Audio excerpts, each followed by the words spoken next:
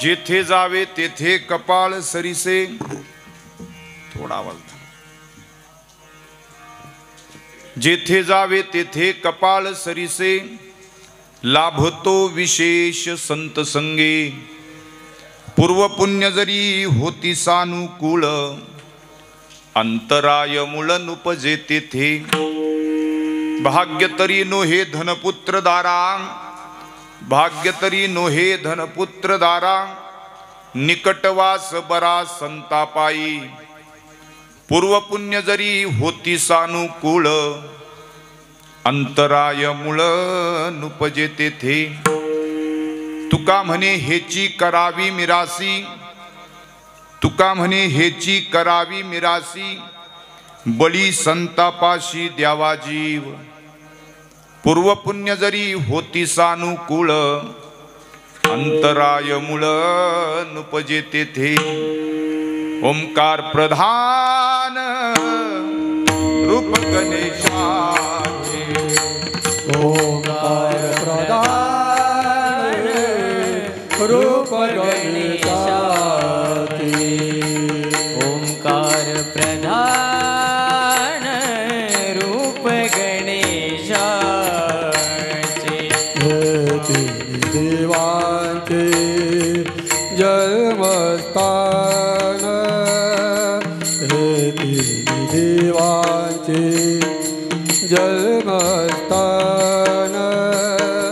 ओंकार प्रधान रूप गणेशाचे, ओंकार प्रधान रूप गणेशाचे. ओंकार प्रधान रूप गणेशाचे. ओंकार प्रधान रूप गणेशाचे. रूप गणेशाचे. पांडुरंगा करू प्रथम नमन, दुसरे चरण संतांची. त्यांच्या कृपादाने कथेचा विस्तारू बाबाजी सद्गुरु दास तुका. ओम नमो जी आद्या वेद प्रतिपाद्या, जय जय स्वसवेद्या आत्मरूपा. देवा तुची गणेशू सकलार्थमती प्रकाशू. म्हणे निवृत्ती दासू अवधारी जोजी. हे शब्द ब्रह्म अशेष, तेची मूर्ती सुवेश. जेथ वर्ण वपू निर्दोष मिरवीत असे, स्मृती तेची अवयव. देखा अंगिक भाव, तेथ लावण्याची ठेव अर्थ शोभा. अष्टादश पुराणे तेची मणिभूषणे, पदपद्धती खेवणे प्रमेय रत्नांची. पदबंधनागर तेची रंगातील अंबर. जेथ साहित्यवाने सपूर उजाळाचे. ज्ञानी यांचा शिरोमणी, वंदे जोगा पूज्य स्थानी. ज्ञानी यांचा शिरोमणी, वंदे जोगा पूज्य स्थानी. ज्ञानी यांचा शिरोमणी, वंदे जोगा पूज्य स्थानी. ज्ञानी यांचा शिरोमणी, वंदे जोगा पूज्य स्थानी. चिंतकाचा चिंतामणी, ज्ञानोबा माझा. चिंतकाचा चिंतामणी, ज्ञानोबा माझा. चिंतकाचा चिंतामणी, ज्ञानोबा माझा. चिंतकाचा चिंतामणी, ज्ञानोबा माझा. ज्ञानोबा माझा, ज्ञानोबा माझा. ज्ञानोबा माझा.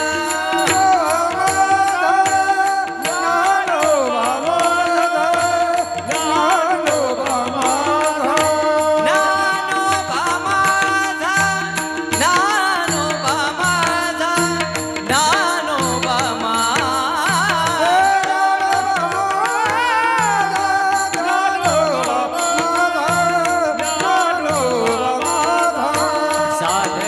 समाय बाप धरुक्षणे हरे नाम सर्वभूती सुख रूप ज्ञानोबा माझा साधका समाय बाप दरुजने हरी नाम सर्वभूती सुखारूप ज्ञानोबा ज्ञानोबा माझा ज्ञानो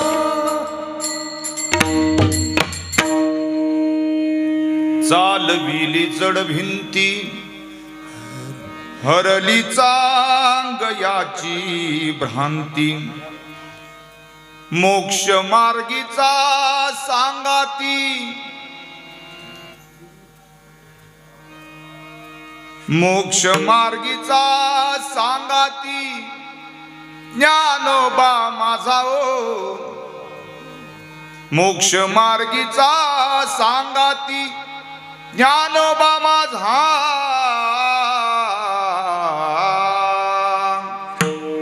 ब्रह्म साम्राज्य दीपिका वर्णिली गीतेची टीका विठोबाचा प्राण सखा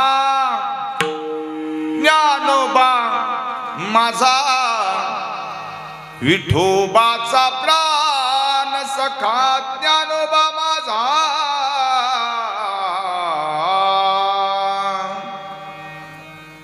मी माझा आवाज चेक करून घेतला म्हणलं बरोबर आहे का नाही पहिलं बघितलं हे 3 इन्स्ट्रुमेंट म्हटलं काहीतरी कमी जास्त आहे तिघांमधलं आता सरकार ते गाणचं आहे तुम्ही बघा ते पण साताऱ्याकडे बरोबर काय शिंदे महाराज हा विठ्ठल विठ्ठल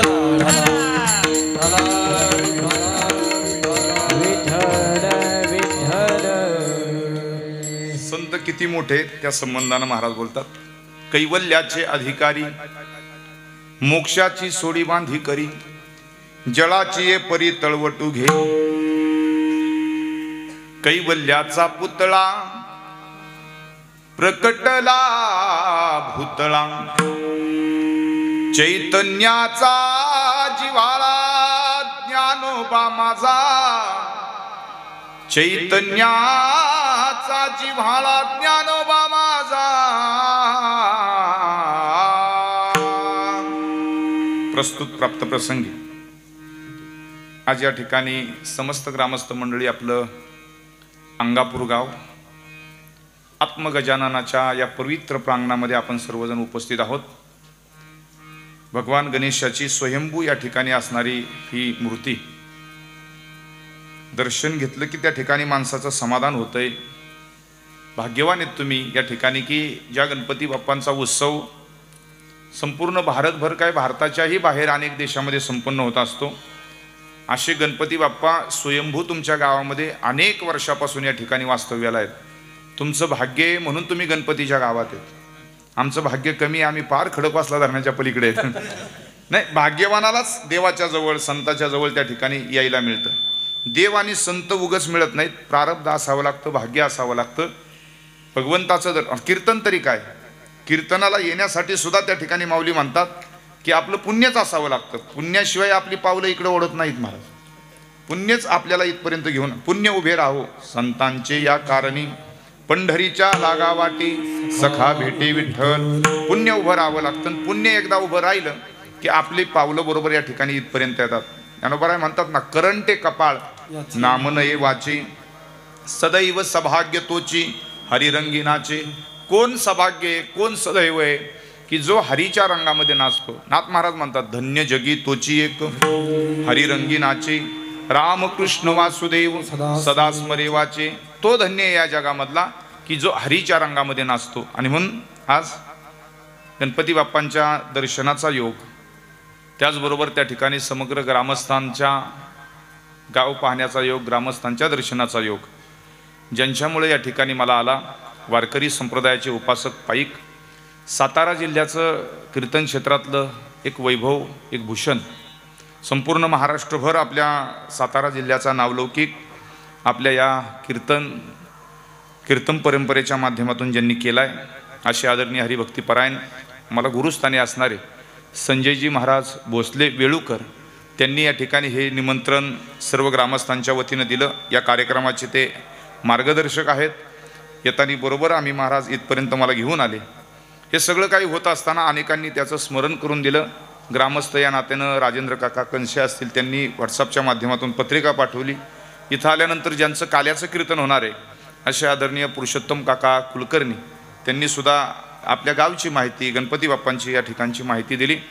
नेहमीच सातत्यानं गाठीभेटी आमच्या होत असतात आणि संपूर्ण महाराष्ट्रभर आणि महाराष्ट्रातल्या सर्व कीर्तनकाराचे आवडतीचे असणारे मृदंगवादक म्हटलं की आदरणीय आमच्या हरिभक्तीपरायण आदरणीय मदनजी सर कदम सरांचा परिचय सर्व कीर्तनकारांना.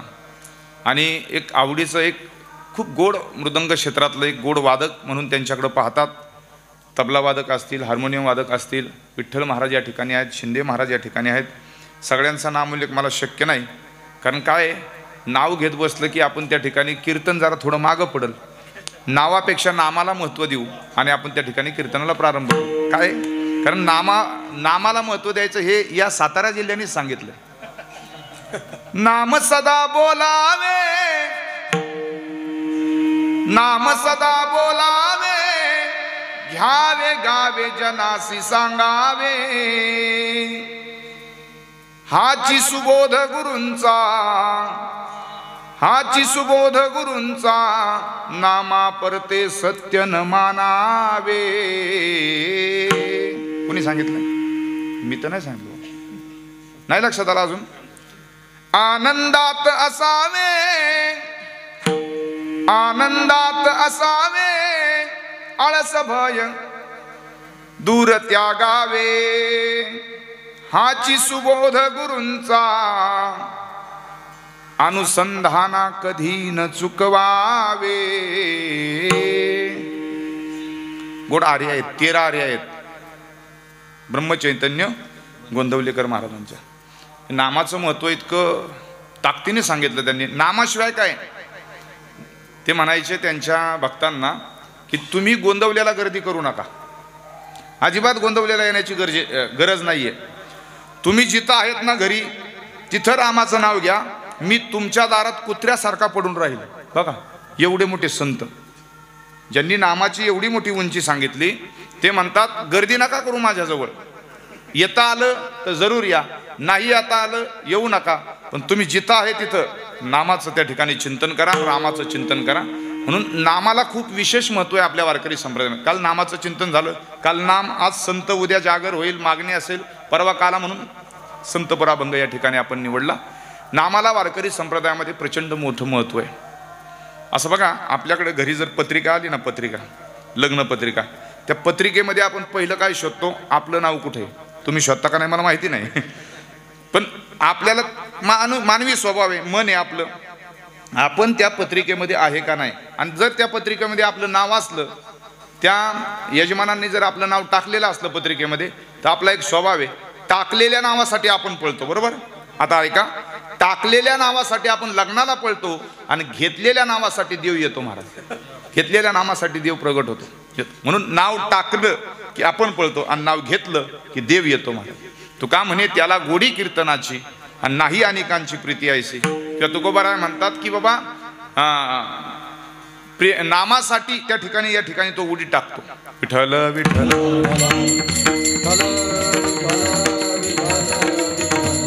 असं एक प्रमाणे तुका म्हणे त्याला गोडी कीर्तनाची, प्रेमे घाली उडी नामासाठी. नामासाठी परमात्मा या ठिकाणी उडी टाकतो, इतकं त्याला नाम आवडतं. आणि म्हणून नामाला प्राधान्य देऊन तुकाराम महाराजांचा 4 चरणाचा संतपर प्रकरणातला या ठिकाणी गोड असणारा अभंग आहे. संतांचं महत्त्व, संतांच्या संगतीमध्ये विशेष असणारा लाभ या ठिकाणी आपल्याला प्राप्त होतो. आपण जिथं जातो तिथं आपलं प्रारब्ध, आपलं नशीब, आपलं भाग्य सगळं बरोबर असतं, आपलं कपाळ आपल्याबरोबर असतं. महाराज म्हणतात संतांच्या सानिध्यामध्ये गेलं की आपल्याला विशेष असणारा लाभ प्राप्त होतो. पण पूर्व पुण्य जरी होती सानुकूळ, पूर्व पुण्य जर आपला अनुकूल असेल तर आपल्या आणि संतांची आपली भेट होते. ती झालेली भेट त्यांच्यामध्ये आणि आपल्यामध्ये पूर्व पुण्याईनं कुठल्याही प्रकारचा अंतर आहे, अंतर पडत नाही. महाराज म्हणतात लोक भाग्य समजतात, भाग्य तरी नोहे धन पुत्र दारा. ज्याला भाग्य लोक समजतात त्याला संत भाग्य समजत नाही. मग खरं भाग्य काय? संतांच्या जवळ आपण असणं हे तुमच्या माझ्या जीवनातलं भाग्य आहे. म्हणून आपल्या जीवनातला ठेवा काय करायचा? मिरासी म्हणजे ठेवा. का म्हणे हेची करावी मिरासी, बळी संतापाशी देवाजी व विठ्ठल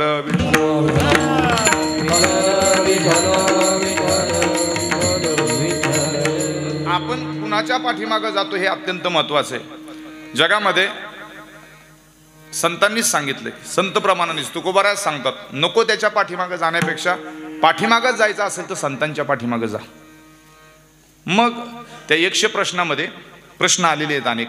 100 प्रश्नामध्ये यक्षांनी धर्मराजाला प्रश्न विचारला होता, जगातली सगळ्यात चांगली दिशा कोणती? कोणती? बरं दिशा किती? आता पोरं आहेत, इथं विद्यार्थी पण आहेत आणि सगळे शिक्षक पण आहेत, गावच शिक्षकांचं आहे नाही का? कोणती रे बा? दिशा किती? दिशा ते काय झालं, एकदा शिक्षक असं शिकवतात. आज शिक्षक दिन आहे विशेष म्हणजे बघा ना ते आज म्हणजे समाजाची पायाभरणी करण्याचं काम जर कोणी केलं असेल तर ते शिक्षकांनी. म्हणून या समाजावरती सगळ्यावरती उपकार जर सर्वात मोठा कोणाचा असेल तर शिक्षकांचा. पिढ्यानपिढ्या त्यांनी घडवलेल्या आहेत. पप्पू काळे म्हणायचे, शिक्षकाचं आयुष्य किती? एखाद्या शिक्षकाने शिकवलेला विद्यार्थी जोपर्यंत जिवंत आहे तोपर्यंत त्या शिक्षकाचं आयुष्य असतं म्हणले. शेवटचा विद्यार्थी त्यांनी शिकवला शिक्षकाने, नंतर ते रिटायर्ड झाले. शेवटचा शिकवलेला विद्यार्थी जोपर्यंत जिवंत तोपर्यंत त्या शिक्षकाचं आयुष्य असतं. एवढा मोठा शिक्षक असतो. पप्पू काळेंचं वाक्य आहे. चला, विठ्ठल विठ्ठल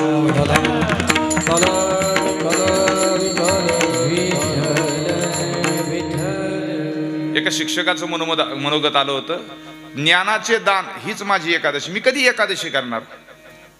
मला कधी तिथं तीर्थाला जायला मिळणार? एक रविवारची सुट्टी, ती सुट्टी घेऊन मी किती फिरणार? मग त्या शिक्षकाने मनोगत लिहिलं, मी जे ज्ञानाचं दान करतो, ज्ञानाचं दान हीच माझी एकादशी आणि मी शिकवलेल्या मुलांचं यश हीच माझी प्रयाग आणि काशी. त्या शिक्षकाने दिलेलं मनोगत आहे. मुलं ज्यावेळेस यशस्वी होतात ना त्यावेळेस त्या शिक्षकाला खूप मोठा आनंद असतो. त्यांच्या जीवनामधले ते प्रयाग आणि काशी तीर्थाचं दर्शन घेतल्यावर किंवा इतकं पुण्य त्या ठिकाणी प्राप्त झाल्याचं त्यांना समाधान वाटत असतं. म्हणून शिक्षक समाज व्यवस्थाचा खूप मोठा कणा आहे, खूप मोठा पाया आहे.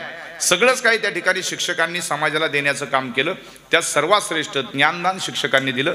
आपणही उभं राहिलो. कुणामुळे उभे राहिलोय? आपल्यालाही कुणीतरी शिकवणारे होते. शिक्षकांची आपल्याला त्या ठिकाणी सातत्यानं केव्हा ना केव्हा तरी आठवण येते.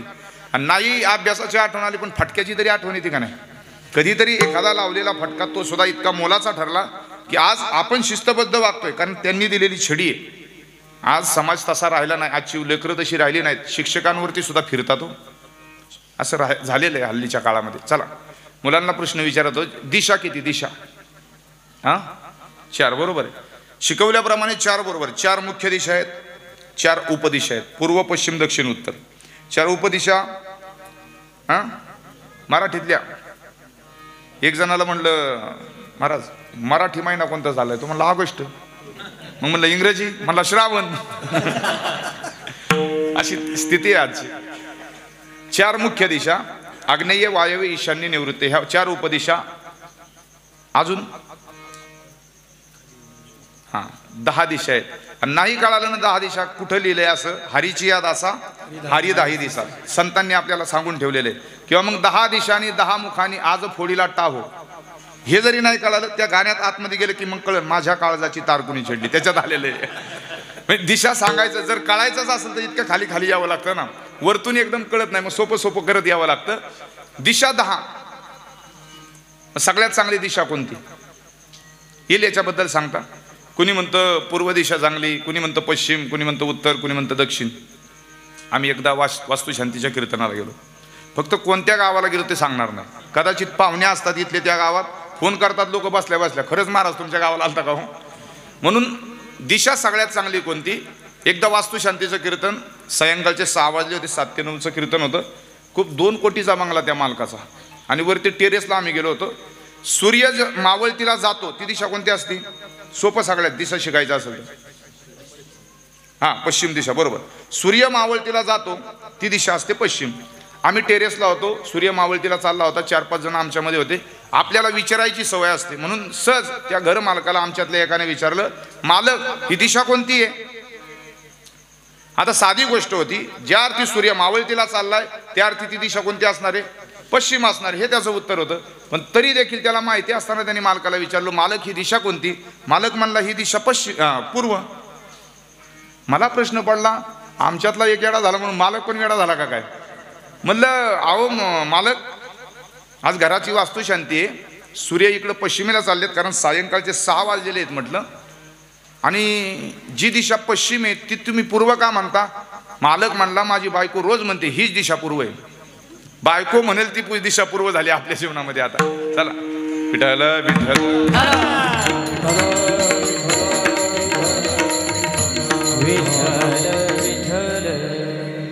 यक्षाने प्रश्न विचारला धर्मराजाला, जगातली सगळ्यात चांगली दिशा कोणती? तर धर्मराजाने त्यावेळेस उत्तर दिलं होतं, ज्या दिशेने संत गेले ती दिशा जगातली सगळ्यात चांगली. पुढे गेले त्यांचा शोधित मार्ग,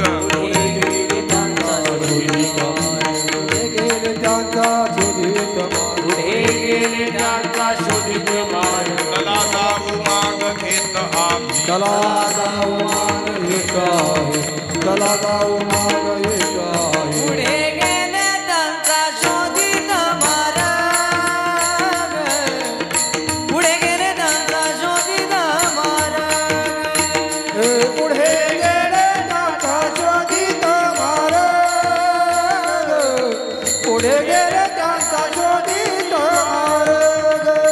चला जाऊ माग घेत आम्ही, घेत आम्ही, घेत आम्ही, पुढे गेले त्यांचा शोधित मार्ग.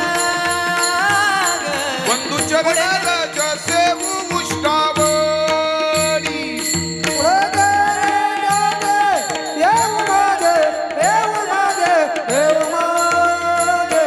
बंधू चरणाच्या उष्टावणी, वधू चरणाच्या उष्टावणी. उष्टावणी, उष्टावणी. पूर्वकर्मा होळी करोनी सांडू, अमुप हे गाठी बांधू भांडवल, अनाथा विठ्ठल आम्हा जोगा अवघे लाभ होती, एका या चिंतने नाम संकीर्तने गोविंदाच्या. महाराज म्हणतात, तुका म्हणे घालू जीवपणा चिरा आणि जाऊ त्या माहेरा निजाचिया. कुणाच्या मागं जायचं? पुढे गेले त्यांचा. कोण पुढे गेलं? संत. ज्या दिशेने संत गेले ती दिशा सगळ्यात चांगली. पण संतांच्या बरोबर गेलं अथवा संतांच्या पाठीमागं गेलं तर आपल्याला विशेष लाभ होतो, कारण आपलं प्रारब्ध, आपलं कपाळ बरोबर असतं. बघा, प्रारब्धाला कपाळच म्हटलंय, भाग्य म्हटलंय, मराठीत लक म्हटलंय, नशीब म्हटलंय, ह्या सगळ्या गोष्टी आल्या त्याच्यामध्ये. मग त्या पुराणामध्ये गोड दृष्टांत आलेला आहे. जेव्हा माणसाचं कपाळ फिरतं त्यावेळेस माणसाच्या जीवनामध्ये अमंगळ योग येतात. ज्या वेळेस त्यावेळेस प्रारब्धामध्ये काहीतरी अनुकूलता नसते त्यावेळेस आपल्या जीवनामध्ये खूप काही गडबडी होत असतात. प्रारब्ध, कर्म, नशीब, भाग्य कुणालाही चुकत नाही. नामा म्हणे कर्मरेखा देवादिका चुकेना. जे जे लिहिले प्रारब्धे ते कधी टळत नाही. काय झालं, एकदा भगवान महादेव कैलासामध्ये बसले होते. कधीच कुणाची टिंगल करत नाही, अखंड नामाचं चिंतन. आणि असे असणारे भगवान महादेव सहज नामचिंतन झालं होतं आणि सरळ पाहिलं समोर तर समोरून शनिदेव चालले होते. आणि शनिदेव जात असताना आपल्याकडे परंपरा आहे, आपण एकमेकांना कधी भेटलो की कुणी लगेच रामकृष्ण हरी, पहिली सुरुवात आपली रामकृष्ण हरीने असते. तसंच झालं. आता नामाचं चिंतन करणारा जो वारकरी आहे तो रामकृष्ण हरीच म्हणणार आहे ना. रामकृष्ण हरी त्या ठिकाणी भगवान शिवांनी त्या ठिकाणी शनिदेवाला घातलं. शनिदेव म्हणले, महादेवा रामकृष्ण हरी. दोघांचं बोलणं चाललं होतं. कसं काय चाललंय? शनिदेवांनी सांगितलं एकदम चांगलं चाललंय, महादेवांनी सांगितलं एकदम चांगलं चाललंय. आज महादेवाच्या काय मनात आलं काय माहिती, फक्त सहज विचारलं, शनिदेवा मला एक सांगाल का? शनिदेव म्हणले, सांगतो ना. काय सांगायचे? महादेव म्हणले, शनिदेवा तुम्ही माझ्या राशीव कधी येणार आहेत?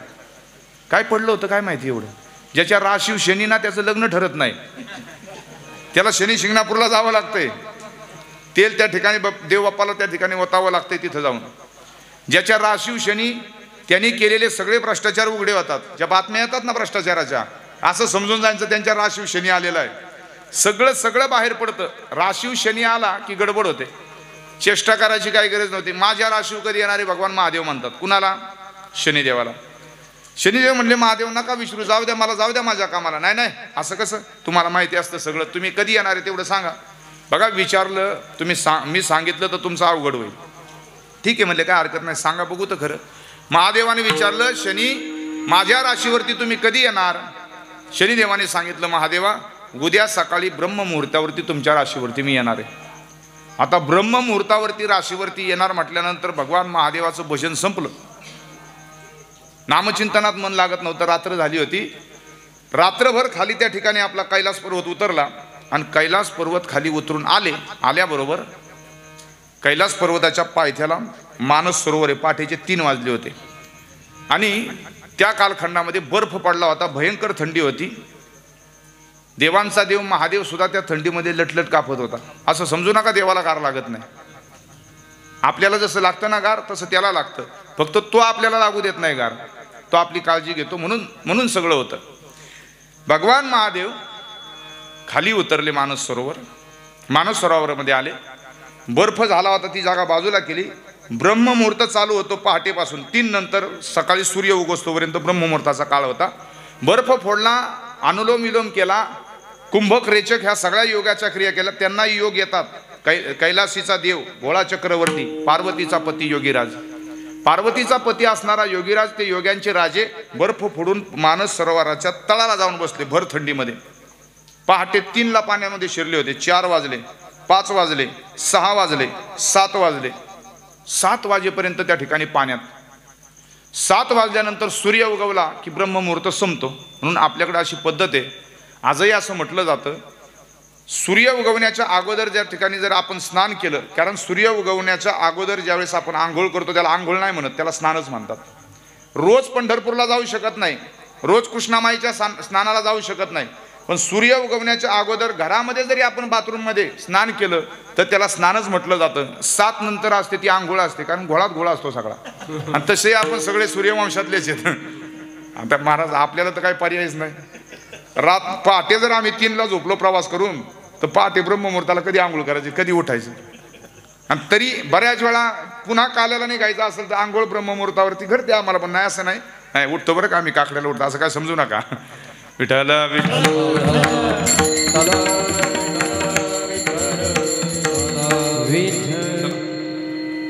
7 वाजले, ब्रह्ममुहूर्त संपला. भगवान महादेव बाहेर आले त्या पाण्यातून. बाहेर आल्याबरोबर असे लटलट थंडीने कापत होते. पण किनाऱ्यावरती, मानस सरोवराच्या किनाऱ्यावरती शनिदेव उभे होते. महादेव मोठ्याने हसायला लागले, तिकडून शनिदेव हसायला लागले, दोघंही हसायला लागले. महादेवाने विचारलं, बघा शनिदेवा तुमचा फेरा चुकवला का नाही? शनिदेव म्हणले, बरोबर आहे, माझा फेरा चुकवला, खरं आहे, मला वाटतंय महादेवा मी तुमच्या राशीवरती 1च तास येणार होतो, पण देवांचा देव महादेव 4 तास पाण्यामध्ये बसायला लावला, हे काही कमी आहे का? आता चुकला का फेरा? कपाळ फिरलं की कुठलाही फेरा महादेवाला चुकत नाही, आपल्याला चुकल का? तुकोबाराचं विधान आहे, तुका म्हणे जेव्हा फिरते कपाळ, तुका म्हणे जेव्हा फिरते कपाळ, तुका म्हणे जेव्हा फिरते कपाळ, तुका म्हणे जेव्हा फिरते कपाळ, तुका म्हणे जेव्हा फिरते कपाळ, तुका म्हणे जेव्हा फिरते कपाळ, तुका म्हणे जेव्हा फिरते कपाळ, तुका म्हणे जेव्हा फिरते कपाळ, तरीच अमंगल योग येतो, तरीच अमंगल योग येतो, उद्धाराची धाव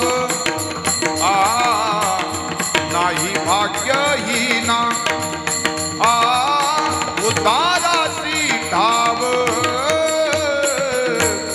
नाही भाग्यहीना तरीच मंगळ योग येतो तरीच मंगळ योग येतो उद्धाराची ठाव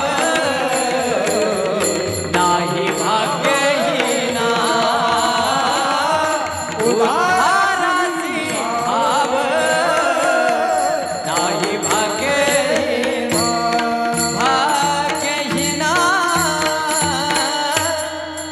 तुका म्हणे जेव्हा फिरते कपाळ तरीच अमंगळ योग येतो उद्धाराशी ठाव नाही भाग्यहीना आणि विनमुख चरणा संतांची आहे. बघा कपाळ फिरलं की जीवनामध्ये त्या ठिकाणी अमंगळ योग आले. उद्धार कुणाचा होत नाही, जे संतांच्या चरणाला विनमुख आहेत त्यांचा उद्धार होत नाही. म्हणून उद्धाराशी ठाव भाग्यहीनाचा उद्धार होत नाही. का होत नाही? भाग्यहीन संतांच्या चरणाला विनमुख आहे, पण संतांच्या चरणाला सन्मुख झाला की त्याचा उद्धार होतो, विशेष लाभ होतो. कपाळ फिरलं की अमंगळ योग आणि संतांचा संग केला की विशेष लाभ.